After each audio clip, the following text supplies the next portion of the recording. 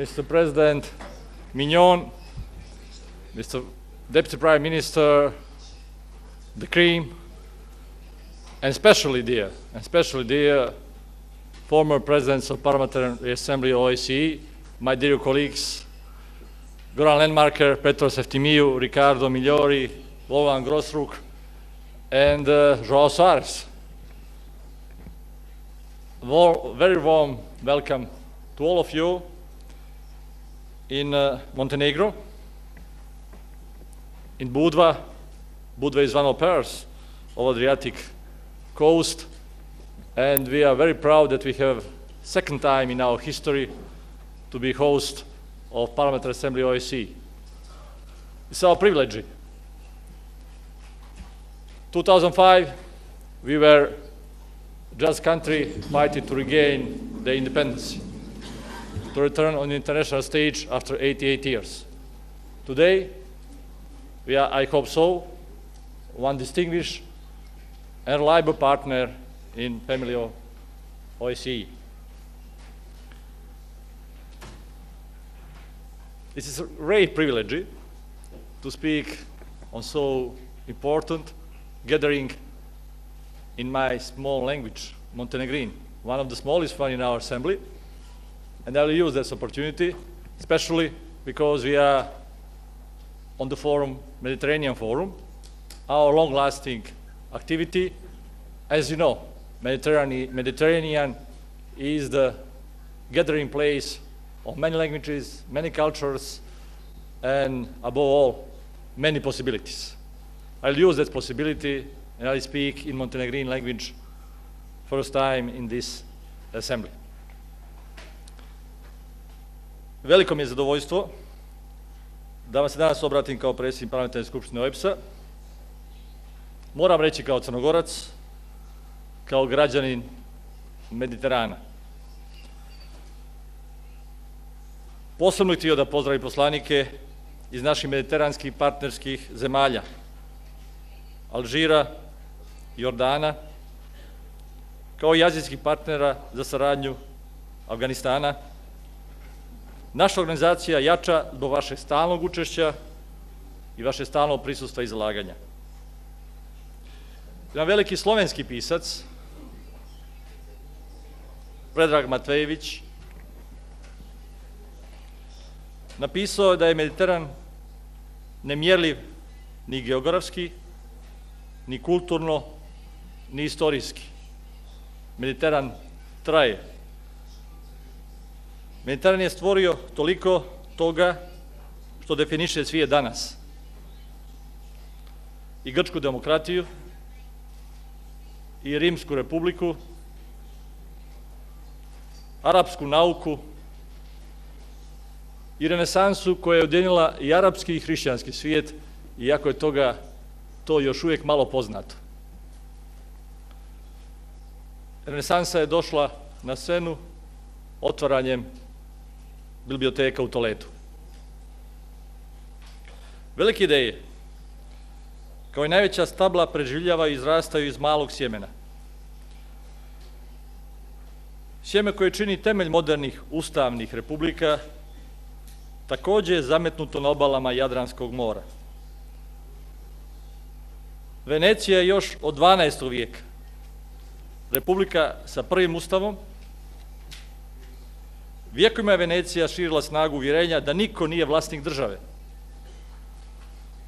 i javnog posla, niko osim slobodnog čovjeka. Mediteranska republika je sjeme iz kojeg je nikla savremena demokratija.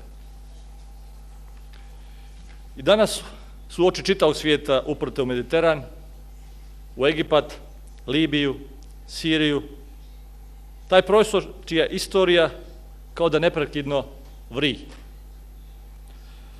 Oni koji su sumnjičavo vrtjeli glavom i izražavali nevjericu u revolucionarni potencijal arapskih nacija, bili su u krivu, zbog vlastitih predrasuda i neznanja.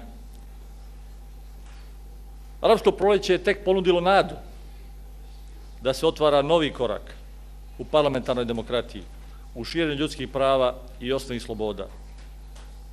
Jer Mediteran nikad nije bio manji. Svi smo povezaniji nego ikad prije i to treba iskoristiti za brzu pomoć snagama koje dijele univerzalne vrijednosti demokratije. I zato najstarija demokratska zajednica na svijetu, Evropa, ima obavezu da podrži demokratske energije arapskog svijeta. Ovi procesi nisu samo šansa za arapski Mediteran. Proces širenja i jačanja demokratije na Mediteranu je istorijska šansa za jedan od najvećih izazova, OEBS-a. Helsinški akt iz 1975. kao kamen temeljac naše organizacije ima za cilj da smanji jaz i uspostavi povjerenje između istoka i zapada. Danas, nakon 40 godina, smo svi zajedno na sličnom zadatku, s tom razlikom što svijet sve više ima samo sjever i jug. Zato Mediteran kao mjesto spajanja dva svijeta, prostor kroz koji se najbolje može očitati njihovo međusobno razumijevanje. Za sve ove nove izazove treba spremiti vrednosne, organizacione i ukupne kapacitete naše organizacije. Poštovane kolege, prepoznajući izazove, ali i potencijale mediteranske regije, osnivači OEBS-a izrazili su namjere da, citiram, postaknu sa nečlanicama mediteranskih zemalja razvoj uzajamno korisne saradnje u različitim oblastima ekonomske saradnje.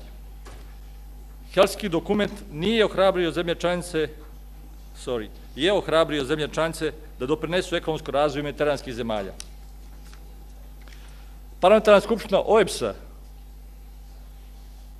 organizuje Mediteranski forum već više od 10 godina, od 2002. godine, radi jačanja demokratije i vladavine prava za sve građane Mediterana. Mi, poslanici, moramo biti misionari vrijednosti. Naš zadatak je da pomognemo razbijanju predrasuda, podjela između civilizacija, istoka i zapada, islama i hrišćanstva. Kao što smo potvrdili na godišnjem zasjedanju u Istanbulu, glavnom gradu dvije velike imperije, Parlamentarna skupština postiče inicijative za jačanje dijaloga između poslanika Izraela i Palestine. Mediteranska pitanja su integrisana i u pitanja i izazove OEBS-a. Avgusta 2015. slavimo 40 godina od završenog Helsinškog akta. Dozvolite mi da naglasim da u ovom dokumentu cijeli jedan pasus posvećen je mediteranskoj regiji. I od tada interes OEBS-a na Mediteranu stalno jača. Zato pozivam naše prijatelje poslanike iz mediteranskih zemalja da daju svoj glas u Helsinkiju Plus 40 kako bismo zajedno podržali Mediteran različitosti, političke i religijske tolerancije. To nije Mediteran sukobljenih, nego ujedno prepletenih civilizacija sa Evropom koja je izvukla pouke iz svoje kolonijalne prošlosti. Evropom koja je odlučna da sa islamskim svijetom gaji odnos partnera, a ne gospodara. Poštovane dame i gospodo, Crna Gora nekoliko vjekova gradi složenu istorijsku građevinu multikulturalizma. Sa zebnjom pratimo aktuelne polemike o multikulturalizmu. Vjerujemo da kao ni kulture, multikulturalizam ne može umrijeti. I kad nestanu državi i narodi, kao antička Grčka i Rim, kulture žive. Ne mogu se razmrsiti. Na Mediteranu one su spletovima. Spletovi grčke, rimske, turske, arapske. Nemoguće je razdvojiti, kao što je nemoguće razdvojiti vode Mediterana. Koliko uspijemo stvoriti građanina kao političkog suverena kojem religija i nacija nijesu predmet unutrašnje politike, toliko ćemo moći da razvijemo Mediteran kao more zajedničkih vrijednosti i pune kompatibilnosti obje njegove obale. Tada već u ovom vijeku možemo biti prosperitetna demokratska zajednica euromediteranaca od 1 milijardu stanovnika. Moramo znati da islam nije suprotstavljen Evropi. On nije drugo druga Evropa. Islam je sastavi, nerazvojni, nerazbrisivi dio naše istorije, njene kulture, u mnogima naših zemalja i tradicije.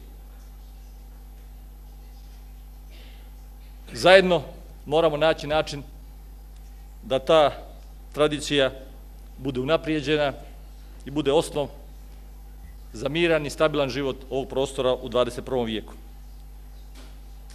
Poštovane kolege, drugi dio ove sesije biće posvećen specijalnoj debati o Siriji. Mislim da je primjer uspješne saradnje između dvije članice OEBS-a, Sjedinjenih Država i Ruske federacije, za suzbijanje hemijskog oružja u Siriji manifestovao win-win logiku i pomaže OEBS-ovim aktivnostima. A sada bih iskoristio priliku i izuzetno zadovoljstvo da je sa nama predsjednik Parlamentarne skupštine Savjeta Evrope, Jean-Claude Mignon, skupštine sa kojoj smo partneri u mnogim aktivnostima, da nas obrati u želji da to partnerstvo bude još plodotvornije. Predsjedniče Mignon, the floor is yours.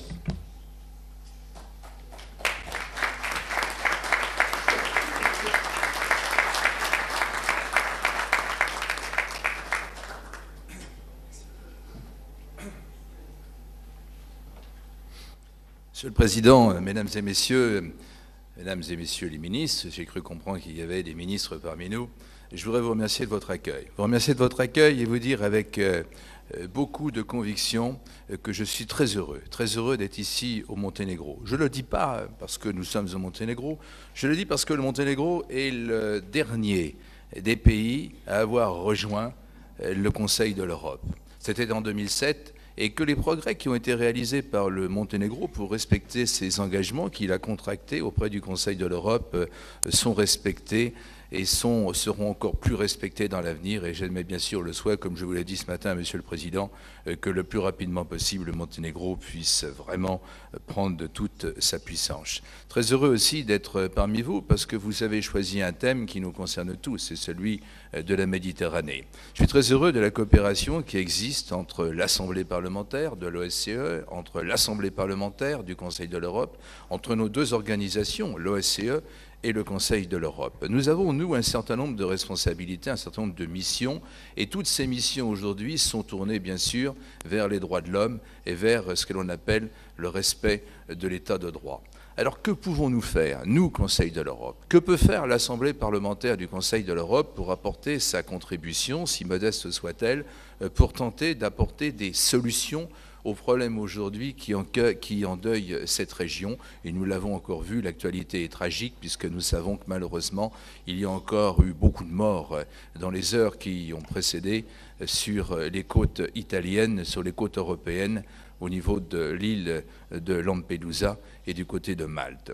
Le Conseil de l'Europe essaye depuis quelques années, avec succès, je pense pouvoir le dire, de mettre en place une politique dite de voisinage. Une politique qui nous permet d'avoir des relations avec des pays qui ne sont pas sur le continent européen, avec des pays qui aspirent aussi à devenir des partenaires pour la démocratie. Je crois que les droits de l'homme n'ont pas de frontières.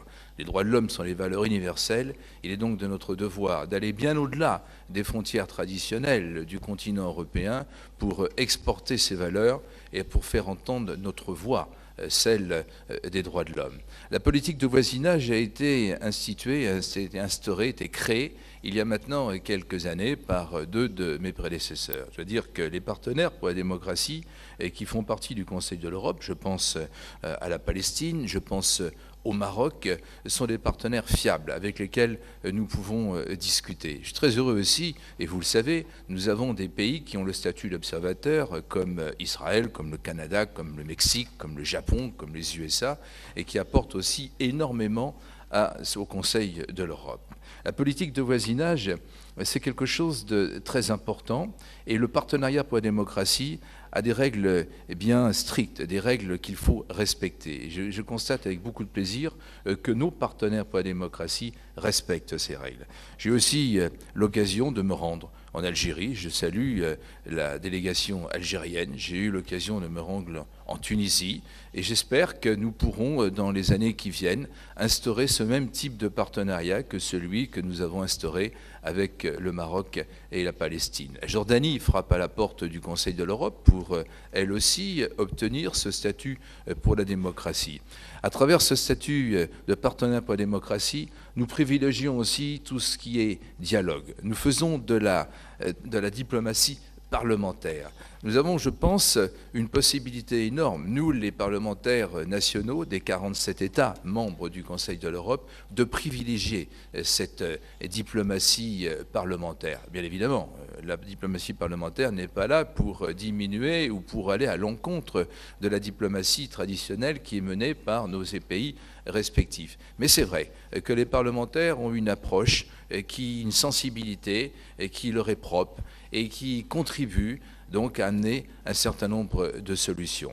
Bien sûr, aujourd'hui, nous sommes tous tournés vers la Syrie. Je me réjouis, et l'Assemblée parlementaire du Conseil de l'Europe a organisé, il y a une semaine, un débat selon sa procédure d'urgence sur la Syrie. Nous avons voté une recommandation à la quasi-unanimité, nous adressant ainsi au comité des ministres du Conseil de l'Europe, donc au gouvernement des 47 États membres, pour les appeler à faire tout ce qui est dans leur possible pour que cette résolution qui a été votée à l'unanimité par les Nations Unies puisse être respectée par les uns et par les autres. Je me réjouis à titre personnel, mais je pense que c'est un sentiment qui peut être partagé par tout le monde, que la résolution qui a été adoptée à l'unanimité par le Conseil de sécurité nous mette dans la bonne voie. C'est vrai que nous privilégions toujours, autant que faire se peut, le dialogue plutôt qu'à une solution militaire. Nous espérons que toutes les parties prenantes à ce terrible drame que nous vivons en Syrie aujourd'hui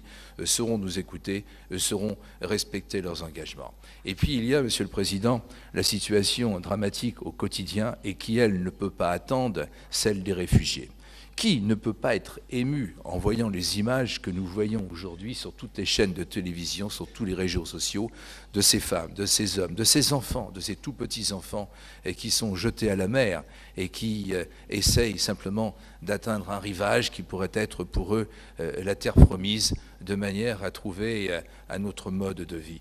Il y a d'autres responsabilités, et peut-être encore plus en ce qui nous concerne l'Assemblée parlementaire du Conseil de l'Europe, parce qu'encore une fois, notre raison d'être, c'est les droits de l'homme. Mais nous ne pouvons pas le faire sans cette organisation qui est chargée de la sécurité et de la coopération en Europe et que vous représentez.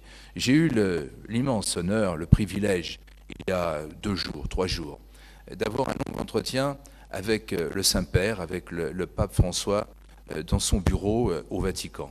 Nous avons beaucoup parlé en tête-à-tête de cette situation des réfugiés. Il est clair que tout le monde, y compris lui le premier, attend de nous que nous prenions nos responsabilités, que nous soyons capables de faire en sorte d'accueillir ces réfugiés dans de bonnes conditions. C'est pas facile, bien sûr que c'est pas facile, mais je crois qu'il faut le faire, nous n'avons pas le choix. Nous assistons en direct à une tragédie humanitaire, à une véritable catastrophe humanitaire. On ne pourra pas nous dire, dans 10 ans ou dans 20 ans, on peut les excuser, ils ne savaient pas, comme malheureusement c'était le cas il y a encore quelques années, pendant le 2e conflit mondial. Nous ne sommes impardonnables, nous savons, nous voyons, nous savons exactement ce qui se passe, nous savons exactement ce qu'il faudrait faire aussi pour endiguer tout ceci. Il est donc de notre responsabilité de femmes, d'hommes politiques, tout simplement d'êtres humains, de tendre la main à celles et ceux qui aujourd'hui, au péril de leur vie, essayent de quitter ces terres qui leur sont devenues hostiles. Mais ce n'est pas en accueillant tous les réfugiés que nous réglerons le problème. Notre devoir aussi est d'apporter des solutions concrètes dans ces pays, de les aider à devenir de véritables démocraties. Il y a eu ce que l'on a appelé un peu rapidement le printemps arabe, avec cet emballement médiatique qui a suivi le printemps arabe. Une fois que certains ont applaudi, rien d'autre ne s'est passé. Je crois que notre devoir est d'essayer de leur faire partager notre expérience, de les conseiller, de mettre les outils dont nous disposons pour qu'ils deviennent réellement de véritables démocraties, pour que chacune et chacun puisse se sentir aussi à l'aise sur sa terre natale. Tout ça est de notre responsabilité. C'est ce que nous essayons de faire au niveau du Conseil de l'Europe. Et Monsieur le Président, je voudrais vous dire que la coopération, la collaboration entre votre organisation, l'OSCE, et le Conseil de l'Europe est une coopération qui porte ses fruits et qui va de l'avant et qui s'améliore d'année en année. Je ne peux pas quitter cette tribune sans saluer la présidence ukrainienne de l'OSCE, sans saluer les présidences suisses et serbes qui vont suivre la présidence ukrainienne, leur dire qu'arrivant bientôt au terme de mon mandat de président de l'Assemblée parlementaire du Conseil de l'Europe, et j'ai beaucoup apprécié de travailler avec eux pour essayer aussi d'apporter notre solution au règlement de conflits que l'on considère comme étant des conflits gelés et qui n'ont pas vocation à rester gelés pour l'éternité. Je pense bien sûr au Haut-Karabakh, à ce conflit qui oppose l'Arménie et l'Azerbaïdjan. Je pense aussi bien sûr à la situation en Transnistrie. Merci à l'OSCE d'avoir fait tout ce que vous avez fait pour nous aider. Monsieur le Président, Mesdames et Messieurs, peut-être un petit peu longuement, et je vous prie de m'en excuser, mais c'est vrai que c'est un honneur pour moi, en tant que représentant officiel du Conseil de l'Europe, de l'Assemblée parlementaire du Conseil de l'Europe, de m'exprimer devant une assemblée aussi prestigieuse et qui a fait ses preuves déjà depuis un passé lointain et qui continue à coller à l'actualité. Je pense que nous devons, c'est une obligation, mais une obligation bien agréable, nous devons coopérer, nous devons collaborer encore plus demain que ça a été le cas dans le passé. C'est de notre responsabilité, nous sommes tous des Européens, même celles et ceux qui viennent d'au-delà de la Méditerranée. La Méditerranée est un point qui nous unit les uns et les autres. J'ai entendu ce matin sur une chaîne de télévision que la Méditerranée était devenir un véritable cimetière. Ça m'a fait mal d'entendre ceci. Je crois qu'il est de notre honneur aux uns et aux autres de faire en sorte de prouver à ceux qui disent cela que nous sommes capables de relever le défi et de trouver les solutions. Je vous remercie pour votre attention. Now the floor is open, and Mr. Girak from Algeria, he would like to take the floor. Please.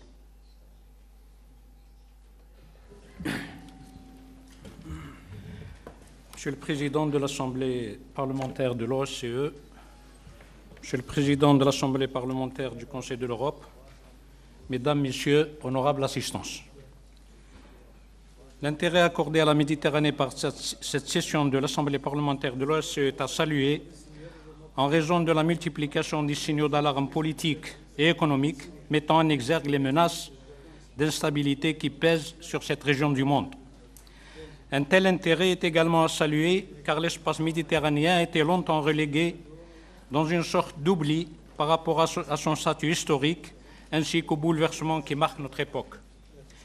Historiquement, en effet, les anciens ne considéraient-ils pas ce point de rencontre de trois continents comme le centre de l'univers, tandis que les historiens confondent le passé de la Méditerranée avec les origines même de la civilisation. Il n'est peut-être pas de sujet qui ait été plus fouillé au cours des siècles par les chercheurs et les érudits. De même, aujourd'hui, à l'heure du temps mondial, où les États s'inscrivent dans des pactes et des dispositifs multiples, force est de constater que le bassin méditerranéen est l'exemple typique d'un espace ayant quasiment échappé à toute forme d'intégration et d'organisation institutionnelle. En 1945 déjà, l'Organisation des Nations Unies n'a pas jugé utile de créer une région méditerranéenne. En pleine guerre froide, les deux grands en firent une zone de confrontation.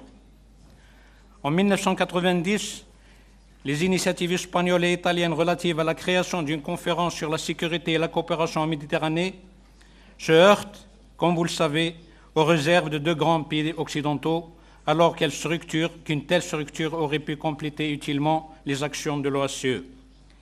Il est vrai qu'en 1992, le Conseil européen de Lisbonne avait proclamé le Maghreb frontière méridionale de l'Union européenne.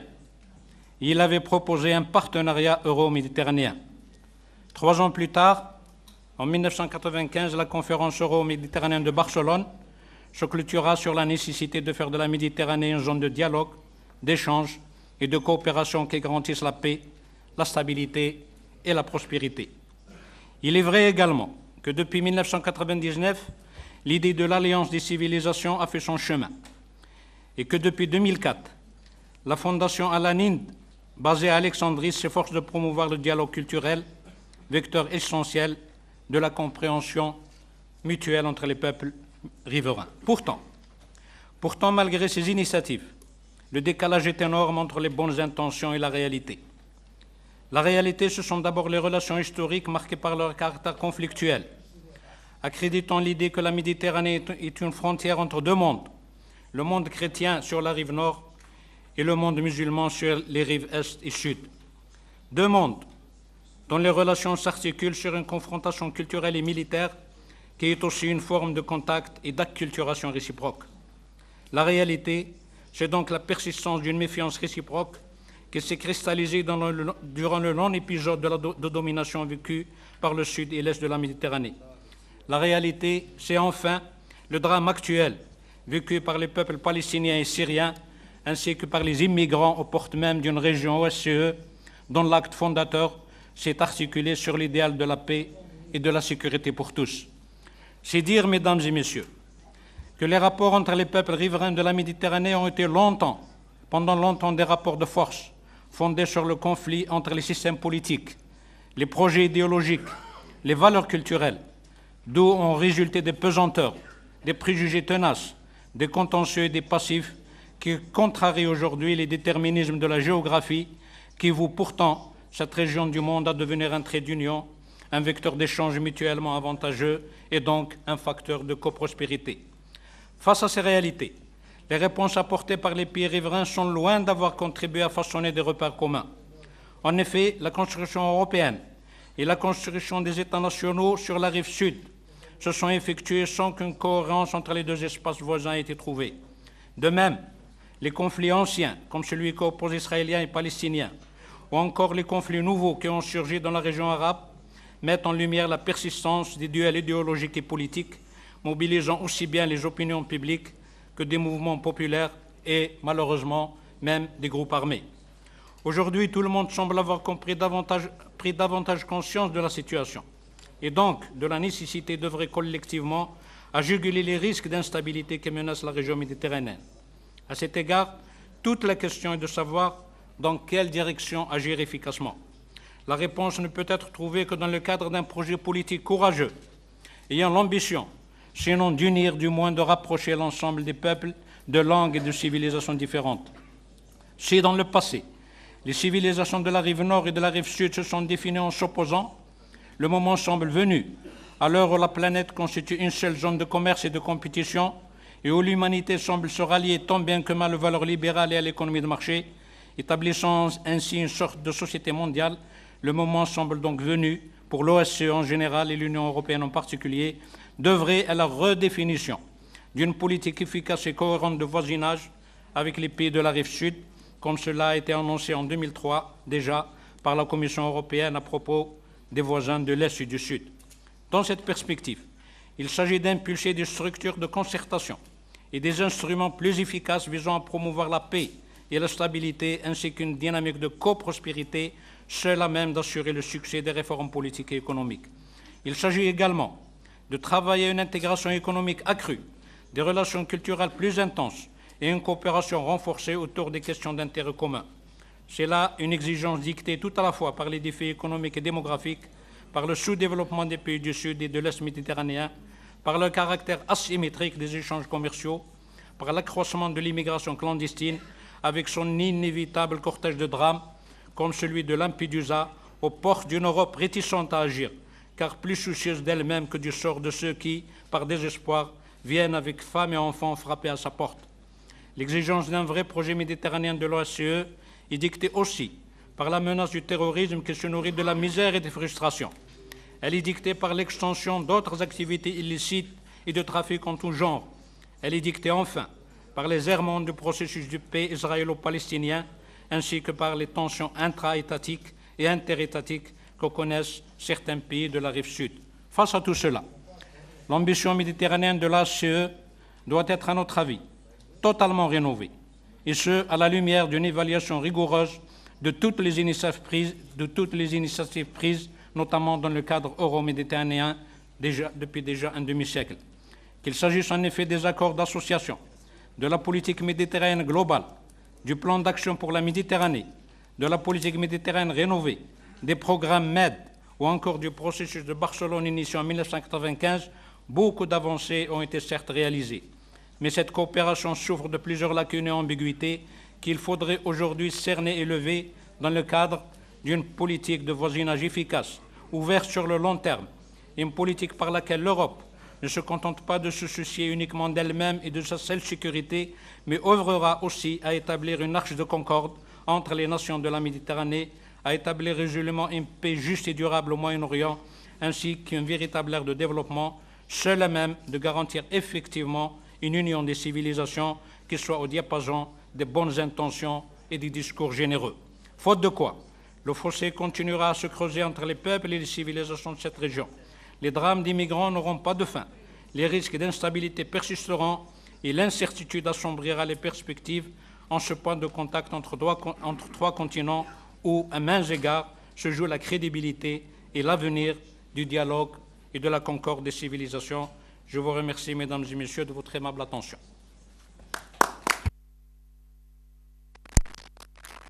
And a hub of cultural diversity, but also as a theater of violent conflicts. Due to its connection to global threats, the Mediterranean has always occupied a central place in the world security system. Conflicting interests transcending the region multiply the risk of violence spilling over and being exported. Syria constitutes an eloquent example. While a distorted image of Islam is often used to serve nationalistic and/or political aims, the omniscient so-called Islamic threat in the aftermath of September 11 has exacerbated mistrust and misconception. Moreover, persisting discrepancies between the two shores of the Mediterranean, which fuel resentment and instability, further accentuate different perceptions between Western and Middle East countries regarding democratic governance and human rights norms. In light of the Arab Spring, there is urgent need for the revival of a comprehensive Euro-Mediterranean security strategy, of which cultural diplomacy must be an essential component. Fostering a common Euro-Mediterranean identity by promoting mutual understanding, intercultural dialogue, social interaction, and active soft persuasion seems to be the only alternative towards achieving regional stability.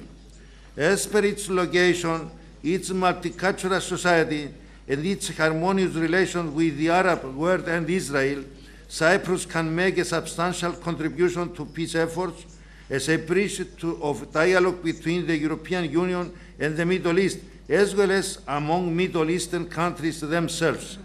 The country's 10,000 years history, in which civilization and interculturalism merge, presents the Republic of Cyprus with a genuine and valuable foreign policy tool in its efforts towards a dynamic regional policy. The Republic of Cyprus is a steady proponent of soft power, having suffered from hard power for almost 40 years now as a result of foreign military aggression and gross violation of the fundamental human rights of its people as a whole. Despite the fact that the Cyprus problem has never had any religious or cultural roots, the destruction of Cyprus' cultural heritage in the part of its territory under Turkish military occupation constitutes a tragic aspect of the problem. Cyprus has launched a long legal campaign for the repatriation of looted cultural artifacts with a few significant gains today. Cyprus' presidency of the Council of the European Union, second semester 2012, placed particular emphasis on cultural diplomacy by organizing more than 140 meetings and conferences under the auspices and at least 350 cultural events in the country and all around the world. For its part, the Church of Cyprus has actively been promoting interfaith dialogue through exchanges and by hosting various events, of which the 10th General Assembly of the Middle East Council of Churches in 2011. In this respect, the Church of Cyprus operates an office in Brussels. Moreover, Intercultural dialogue and cooperation are actively promoted by the Cyprus State University and by private universities, one of which operates a Center for Intercultural Studies. The OSCE has been proactive and in sharing its principles and expertise with its Mediterranean partners through various activities, including joint initiatives and projects, and in the context of its Mediterranean conferences, of which that hosted by Montenegro in Budva in 2011. Yet, in its efforts towards a security community, the OSCE should aim at a more inclusive Mediterranean strategy as per the repeated calls of this Assembly. The OSCE must also aim at its greater political input towards a Euro-Mediterranean pluralistic security community by also being more active in the field of cultural diplomacy. Parliamentary diplomacy presents the OSCE and participating parliaments with significant opportunities towards effectively promoting these aims, both in the context of the OSCE Parliamentary Mediterranean Forum, which must be abrogated, and beyond. Thank you, Chair. Thank you, colleagues. Thank you very much, Mr. Pittis. Now, as I told... Signor Presidente, è già stato fatto riferimento dai colleghi che mi hanno preceduto alla tragedia della immigrazione clandestina delle scorse settimane. Di qui, a nome della delegazione italiana, mi piacerebbe richiamare in questa sede, per la parte delle proprie responsabilità e delle proprie prerogative, i colleghi dell'OSCE e più in generale la comunità internazionale a unire le forze per affrontare insieme questo autentico dramma dell'immigrazione clandestina sul Mediterraneo. Il Mediterraneo è un tema difficile all'OSCE. Il tema della tratta degli esseri umani è un tema istituzionale dell'OSCE. Di qui la congiunzione fra i due argomenti. Nelle ultime 2 settimane in Italia, nel canale di Sicilia, si sono verificate tragedie di proporzioni immense, con centinaia di morti, fra quelli provenienti dalla sponda sud che tentavano di raggiungere l'isola italiana di Lampedusa. Fuggono dalla miseria e dalle persecuzioni politiche, aspirano a raggiungere migliori condizioni di vita per sé e per la propria famiglia e finiscono col consegnarsi per questo a criminali senza scrupoli. È una tragedia le cui implicazioni non possono essere affrontate da un solo paese e l'Italia più volte si è sentita sola, pur avendo cercato di investire le proprie migliori energie con unità navali specializzate, risorse umane formate e motivate, con l'impegno e l'abnegazione del volontariato degli abitanti dell'isola di Lampedusa. Ma la tragedia continua e non può risolversi in polemiche di giornata su questo aspetto della legislazione nazionale. Ecco perché la nostra delegazione chiede ai colleghi dei parlamenti dell'OSCE di portare nelle proprie assemblee l'esigenza di unire meglio le forze dei paesi della sponda nord, a non abbandonare i popoli del sud del mondo a un destino ingiusto che inevitabilmente si impatta con quello dei paesi più ricchi, ma perché si possa assumere anche in un'assemblea come la nostra un impegno internazionale che faccia tornare il Mediterraneo un mare che unisca civiltà, che produca ricchezza, conoscenza, amicizia. Molti colleghi lo hanno detto, in Italia lo diceva nella generazione precedente alla nostra un intellettuale siciliano, il professor Lapira, che fu poi sindaco di Firenze. Se vogliamo la priorità del Mediterraneo nei lavori dell'OSCE, non possiamo considerare soltanto italiana la tragedia delle scorse settimane. Grazie, signor Presidente. Grazie, signore Compagna. Mr. Gagamia would like to speak later on the Syria topic. And Fazier, Mr. Fazier from France has the floor. After that, distinguished Vice President Mr. Neri. Now is Mr. Fazier. Please.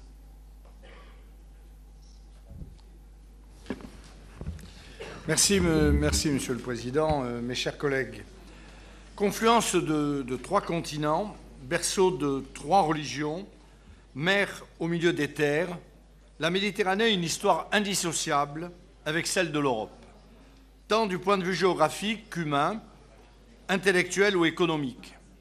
Les points communs et les intérêts partagés de ces deux rives de la mer ne peuvent que contribuer à faire de cet espace un pont plus qu'une frontière.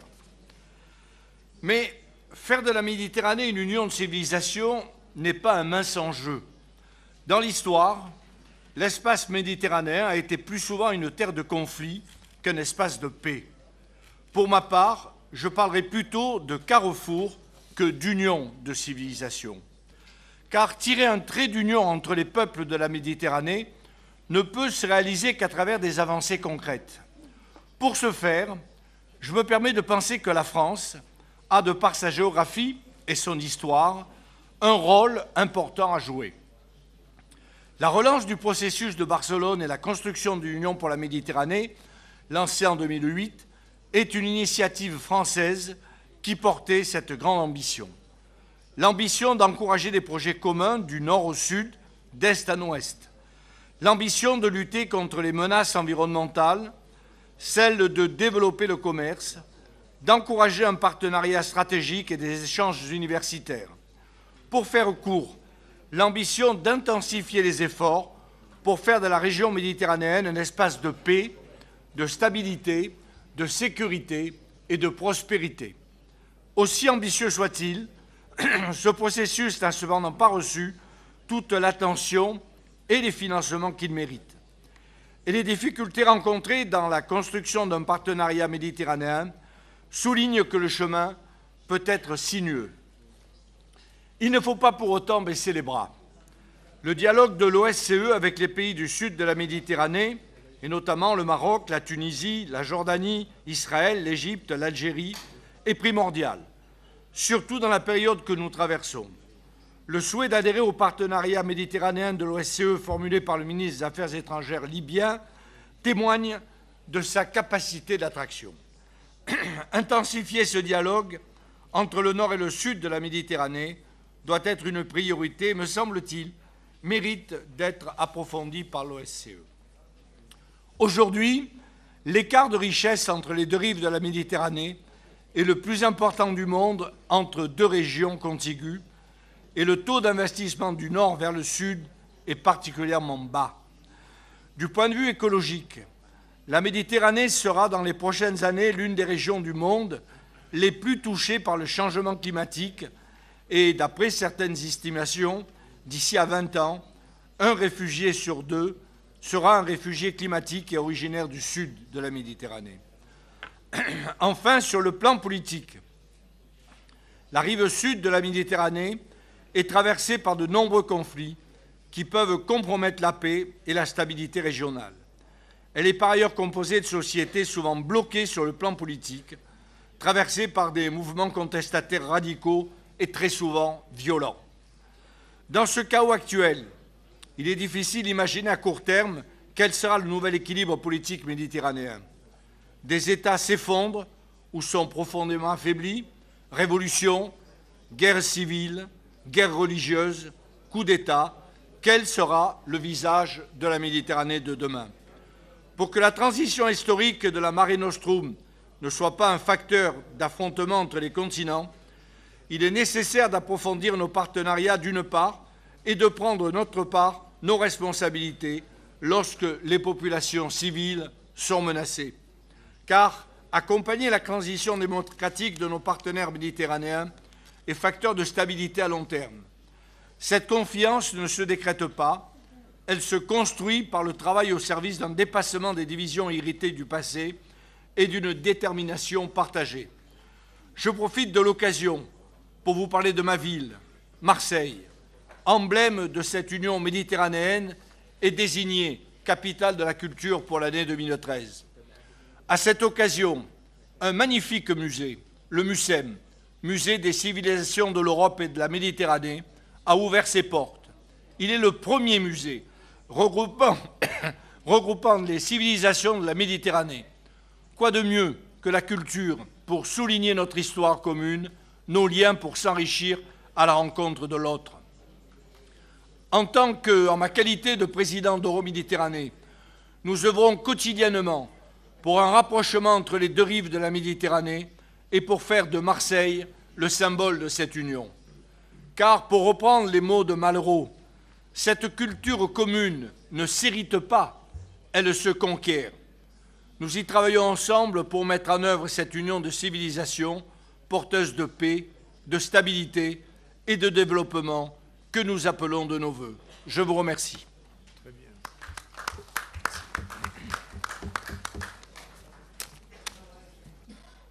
Thank you very much. As I announce our Vice President, Mr. Neri, he'll be last speaker before the coffee break. Vice President Neri, please, the floor is yours. Oui, merci, Monsieur le Président, mes chers collègues. Je me félicite de la tenue de ce débat.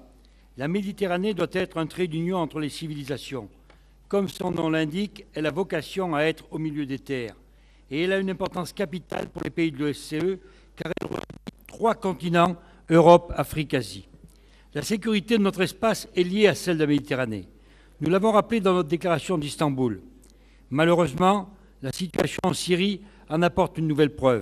Nous approfondirons notre réflexion sur cette question dès cet après-midi. Dès l'acte final d'Helsinki en 1975, les bases d'un dialogue avec les pays du sud de la Méditerranée ont été posées.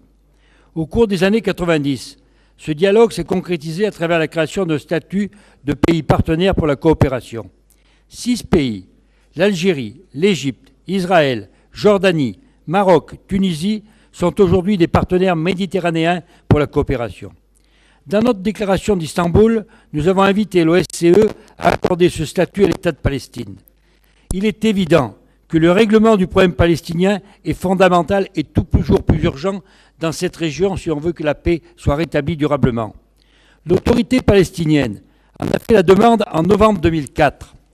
Il reviendrait à notre commission permanente de définir et d'accorder un statut approprié au Conseil législatif de Palestine afin que ses représentants puissent participer aux travaux de notre Assemblée. Tout cela est indissociable de la volonté que nous avons exprimée de l'établissement de 2 États indépendants qui soient viables et stables. Seul un cadre de reconnaissance mutuelle par tous les acteurs pourra garantir la sécurité de la population de chacun des 2 États et plus largement de l'ensemble de cette région. Nous devons aussi accueillir favorablement la demande récente de la Libye pour adhérer au partenariat méditerranéen de l'OSCE. Cette demande est un signe de l'attractivité de notre organisation en matière de coopération régionale. Comme nous l'avons dit à Istanbul, les États participant à l'OSCE et les partenaires méditerranéens pour la coopération doivent créer, dans le cadre de l'OSCE, un espace de dialogue constructif pour la paix au Moyen-Orient. La coopération entre les partenaires méditerranéens porte sur les 3 dimensions de l'OSCE, et c'est une excellente chose. Cette coopération doit être approfondie dans chacune des dimensions de notre organisation. La dimension politico-militaire, la dimension économique et la dimension environnementale. Faire de la Méditerranée un trait d'union suppose un dialogue constant, mais aussi la réalisation de projets concrets et ambitieux. La question se pose, le budget de l'OSCE permet-il d'envisager des programmes plus substantiels? Je crains que ce ne soit pas le cas et nous devons nous interroger sur ce problème.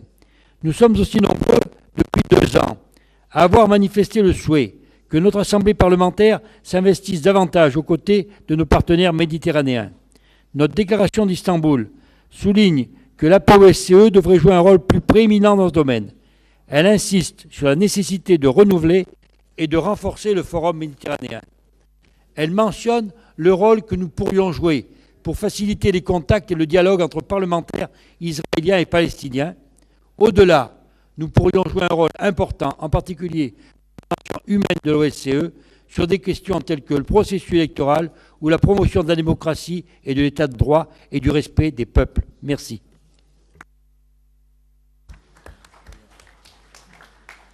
Thank you very much, Mr. Vice President. Luckily, we have the chance for one speaker more before the coffee break. Our Vice Chair of Third Committee, Mr. Kuloglu. Please, the floor is yours. Thank you, Mr. President.